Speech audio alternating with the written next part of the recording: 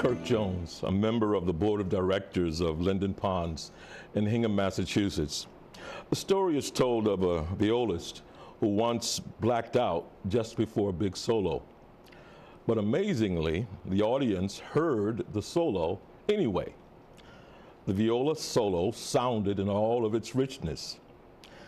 Even the first violinist and the cellist, both with their eyes closed and absorbed in the music, were unaware of the violist having suffered a memory lapse.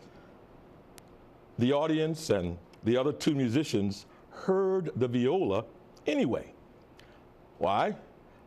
Because the second violinist was playing the viola melody.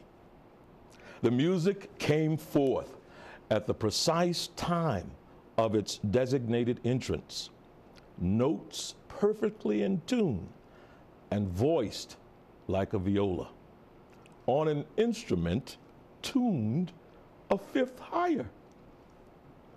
After the performance was over, a grateful but puzzled viola player asked the second violinist, "How could you have possibly known to play?" The second violinist shrugged and said, "I could see that your third finger was poised over the wrong string. So I knew you must have forgotten what came next." What a magnificent display of amazing and genuinely supportive community. What you are about to experience is a brief but bountiful dialogue about the challenges to amazing and genuinely supportive community here at Linden Ponds and active and stimulating retirement residence of over 1,200 people. Ideas and perceptions about aging and physical and mental ableness can help or hinder experiencing fruitful and fulfilled living throughout all of life, including our senior years. Listen for those attitudes and perceptions that cultivate amazing and genuinely supportive community, and those attitudes and perceptions that do not. Listen for those actions and behaviors that nurture amazing and genuinely supportive community, and those that do not. I hope your viewing and your hearing stimulates your own thoughtfulness and dialogue. Remember the story. Amazing and genuinely supportive community is best played not just by some of us, but by all of us.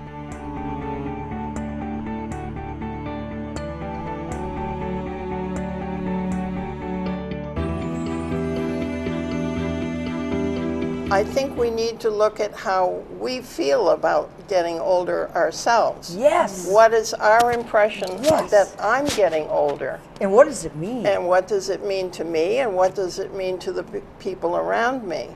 We never address that. And I think that's very important for us to think about, because physical health and mobility are very important. If you don't have good health, it's very difficult to do much of anything. But if you have reasonable health and reasonable mobility or assistance with mobility, you can do whatever you want to do. So it's attitude, it's our attitude about what aging is, and that it doesn't have to stop us from living a fruitful, productive life. People who have real disabilities, example, who never let those disabilities get in the way of their doing whatever they wanted to do.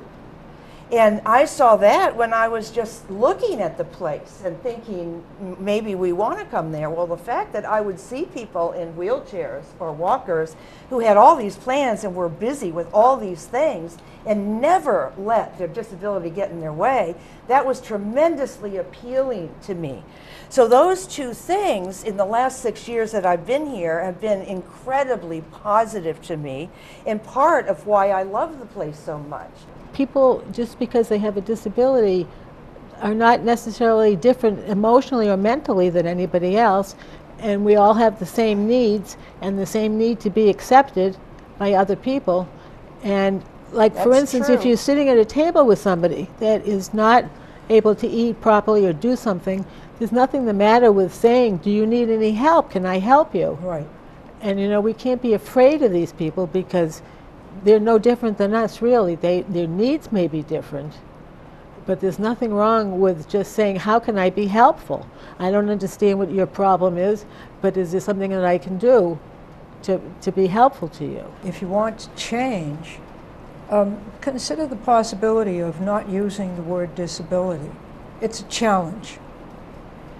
When you, Susan, were using a walking aid or a power scooter after your surgery, you changed the way you did things. It was a challenge, and what you learned was to change your baseline of being well and being capable. When I was not quite 50, I was in a wheelchair, and that took a long time. It took me 10 years to rehab completely. Wow. And chapter by chapter, I changed my baseline. There were days that I could only get downstairs by getting off my crutches and sitting on the floor and going down one step at a time on my rear end. But I was well that day, and I was happy because I was getting out. I was capable. So you just change your baseline. And then if you meet a situation, as Linda said, you meet a situation, you ask a person, would you like me to help you with that?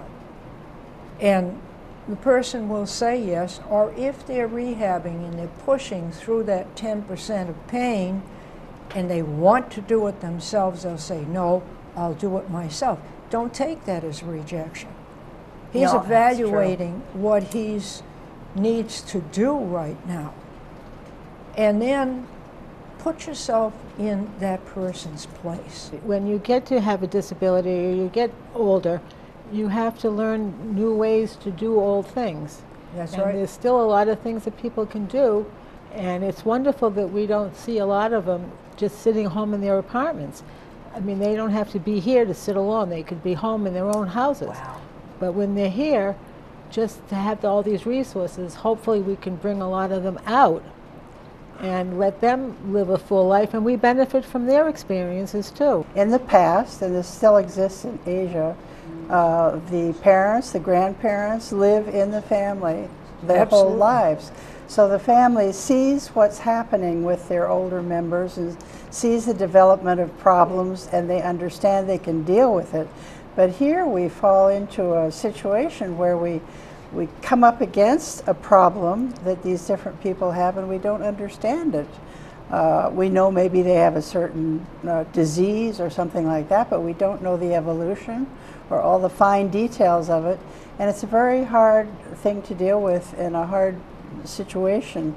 We don't know a solution particularly, except to try to have a global understanding of people who are suffering these situations. But as far as the other members of the community who are healthy and their view of people with problems, I don't think there's an easy solution. A lot of it depends on their own character, if they're willing to get in and help somebody out personally. But I think that you need to have something of a dose of social workers or nursing, psychology. There are so many elements to go into understanding and helping a person with a real problem. And of course, we don't always know the history of everybody we encounter who has Yeah. a medical problem. And that is very hard. It's not like an older person who ages with his own family, and the Right. family sees what's happening and they know. And they are connected by that family tie. And here we don't have these ties. We don't have a common background necessarily, common experience. We haven't lived through activities and events and so on with people. So it's very hard. I don't know if there's a real solution except just to try to be more understanding. You don't know what old age is when you're a child like that, and you think there's sort of an age barrier, and all of a sudden that's it, you're old, you know, once you've crossed that line. But times have changed so much, and older people are living so much longer, and I think it's exciting because they're staying active and they're staying vital, Right. and they can contribute to society, and they are. And I think that's a wonderful thing. And moving into a place like this, you do realize that, and you realize your own potential. It's true that older people are staying much more active mentally, and I think they view themselves as being much younger than older people used to, our grandparents and I all think that. And we're feeling much younger. And of course, the problem is that our bodies are aging, and it's like an old car. You can't always have the parts replaced, but the bodies are aging, and there are problems with that. But very often, the mind and the spirit stays much younger than I think in the past. Before I came here, I lived alone for 14 years. I had a very active life. I was very involved in my community and my church. I traveled. I had a very nice life, but not much socialization unless I was outside of my home. Here, there is socialization all the time, and you can be as involved as you want to be or as not involved as you choose to be. I love that. But there are people here all the time whenever you want to Yeah. be with them. I agree that we really need to keep focusing on attracting in the kinds of people we were when we first came in, and that is people who wanted to be rid of their properties and that kind of responsibility, but wanted to join a community where they'd be very active and stimulated and meeting a lot of interesting people that they would never meet in their own home. And in order to keep our proportions a little bit more normal, we need an infusion of younger residents all the time. I see that beginning to happen. Yes, I do. Yes, too. I do too. There are many people who came in within the last 6 to 9 months who have gotten right into things, joined groups and become very involved. So I think I see a change happening. So we're a community of over 1,200 people. Right. So there's enough people for everybody to find a group that they can be with and enjoy their life with. And the other ones that are less able have other resources with home support and everything else until they have come to a place in their life where they really have to be in rehab or a nursing home. Let's celebrate what we do have now, because Amen. we have Okay, a there you lot go. that is good. That's right. So that's what I we was need just to thinking. do is celebrate Celebrate. That's the mission. So many people here have got such a rich background of experience Yeah. and expertise in so many domains, and they have their references for so many things, and that could serve the community so well if they can contribute what they know and their experience and all, and work with management and all that, and we can achieve a lot of things, and perhaps their advice can help save money for the for the community by making it unnecessary for the management to call in other experts and pay high sums and all that when they have what they need right here. First time my son came down to visit the place, because he lives up in Canada, His comment, I loved it, and I've always remembered that, and it's exactly what I felt when I came to see Linden Ponds. And his comment was that there was so much energy here. It was so dynamic, and he could feel that in the residents. And that's exactly what I felt, and that's exactly what attracted me to Linden Ponds.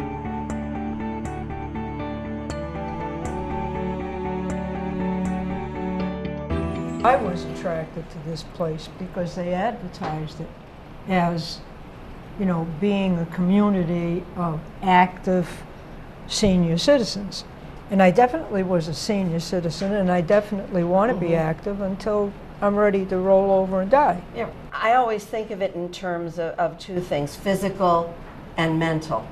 You know, I didn't expect that everybody was going to get up and do a forced march every morning, but I knew there'd be a lot of people who were staying physically active because there were so many things to be involved in, and that I felt I needed to be involved in to really get to know the community and know the people in the community. So for me, it was active engagement as opposed to being physically active. And also stimulating. Very stimulating. Because we have the opportunity to continually learn from each other, Yes. from courses, from clubs. And if there isn't one, we create one, and we keep ourselves stimulated. When you walk in, you sense the energy.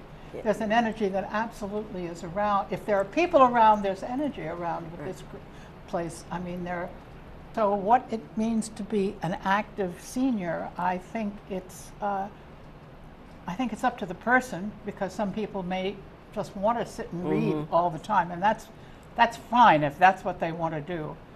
And other people want to get involved, and there's so many opportunities to do that here. There's so many different avenues that can take it. When we talk about people being engaged here, is what I find so wonderful is that everybody finds something to do here, no matter what their abilities are or what their interests are. And it's just a wonderful setting to promote that. And there's such a variety of talents here. Yes. So from the artists to the people who can build things, to the people who can teach. And they all share them. And musicians. That's, you know, they share it, so it's not like they're an artist in their own little, I mean, they bring their art out. What's happened with the improvement in technology and walking aids and surgical procedures and so on and so forth, we have a lot more people who are out and about and active who wouldn't have been before.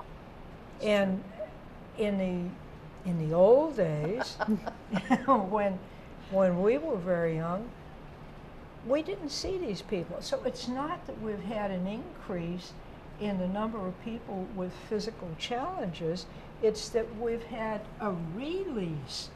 These people would have been kept indoors. Yeah, I find it embarrassing when I'm with somebody who, again, is in a motorized vehicle or with a walker, and people start talking about how the community is changing, and I wonder how they feel, and I almost feel like intervening. It's whenever you hear somebody expressing some kind of prejudice, and you're right there. Yeah. But I don't quite know how to respond. When I first came and I saw lots of walkers and wheelchairs, I had a twinge for a moment until at dinner I was sitting with two people who had come in with walkers. And by the time we got to the main course, totally had forgotten that. They were so able mentally and so stimulating in the discussion we were having that when dinner came to an end, it was like, oh, they need to get their walkers. And it had totally disappeared because it is so much more than just mobility. That's absolutely true. I have heard discussions, let's say, about, gee, look at all these people with walkers. It looks like a nursing home around here, but and then I'll say, well, excuse me, I have to leave this conversation. I must get my walker and go. and they say, oh, well, we don't mean you. But yes, they do mean me. They mean anyone who's using an assisting device, and I need one or I'll Or I can crawl on the floor, I guess, because that's where I Yeah. would be without it, you know. I also have to comfort myself in a way because it is painful to hear that. It's embarrassing to hear it. And then I have to check off what do I contribute to this community? Do I contribute there? Yes, I do. Do I contribute there? Yeah, I do. So I try to put the positive on so that I don't feel as bad as I would otherwise. But the important thing is for us to let people know that the devices don't matter. Absolutely. They don't matter with who you are. You know, our culture still has to learn about Oh, it accepting disabilities. Not even just here at a retirement community, but when you think about mainstreaming and education and integrating children with disabilities of some sort or another into the classroom. And people have to learn to accept that as well. So it's throughout our culture, no matter what age we are. We look at someone who went for hip surgery, and when they come back, we're always looking at what they still can't do, rather than looking at, my Lord, I can't believe what accomplishments, and you know, it no longer puts someone on bed rest for the rest of their lives. The amazing changes with medicine and attitude about surgeries that allows people to get back into their activities. Whether it's an orange or an onion, you tasty. don't stop at the skin, you eat the inside, so you accept the inside. So it's a challenge for everyone in a community like this to look at people, to respect their difference, but seek the oneness within. God didn't use a cookie cutter. We're all different, and we all have different lessons, and sometimes a lesson is a ski accident that puts you in a wheelchair for a while. And you know, as I look at the four of us, three of us are wearing assistive devices right now. We're all wearing glasses. And I don't know if anybody's wearing a hearing aid or not, but there's certainly... Here I am. There's actually Okay. 4. Yeah. With 4 of us wearing, using glasses. Well, don't you think that too, in the same way that some people are a little afraid of their own mortality when they see someone who's using a walker and perhaps doesn't look as vital as they used to, when we perceive these people and see the 100-year-olds coming down the hall with the smile on their face and the alertness and the engagement that we have with them, that feeds our souls on the other side to say, this is where I can go. There's no need to be looking at when is this going to end. It can just keep going because there's a quality to it around here. And people living in a community like this actually do live longer because they are engaged. Absolutely. And what a gift that is. That is. When I met Glo, I had no idea of her age. I obviously came in here at a younger age. And even now, though there is an age difference, there is no difference in what we enjoy doing. No difference in our hearts. Right. And that's what we have to look for with everybody else, the heart connection. And one of the members always talked about the fact that we are all temporarily abled. Yes. And that has stayed with me so much. To that end, we have some people here who came here disabled and are now abled. Right. Yes. It works and both are ways. moving more. And we have Marty Saunders. Now that she had another surgery and she was up at Rose Court and then she did the whole 9 yards with PT and everything, and now she's going into the gym. Right. And it is such a distinct pleasure to see my friend Marty persevering, and she is walking. Right. And this is a woman who couldn't get out of that chair. She's really can. That's wonderful. Yeah. Yeah, so Good news. disability is very often temporary. Right. And the degree of disability is definitely temporary until people learn new ways of being. It's like you have to change your baseline. And you say, well, I'm not able to do it this way anymore. How can I do it? And then you seek the help you need, the mechanical aids you need, etc. And you find a new way of doing the same old thing, but you have to do it in a new way. Even here, remember that the people who are critical in a negative manner often have louder voices. So you hear the criticism, and I've been in a wheelchair. I've had many, many years of challenge, and it hurts when somebody mentions it, because it hurts to be in the wheelchair because you're hurting physically, and you have to learn so much in order to achieve. But the people who are speaking out in a negative manner, I firmly believe, and maybe I'm a Pollyanna, I don't mind, I firmly believe they're in the minority, here and everywhere. I think most people see and feel the connection, they have compassion, and they rejoice in someone else's achievement. I rejoice when I see someone who came in here on a walker and is now, 5 years later, walking around still with just a cane. Right. At 100 years old. You know, we all want to think of ourselves as totally able and not dependent on anyone else. And but I think always in the back of our minds is that knowing that that may not always be the case. That truly, you know, your abilities do diminish with time and age, and it speaks to our fears, and that it just creates that kind of panic within you. You don't like that feeling, so you try to dismiss it.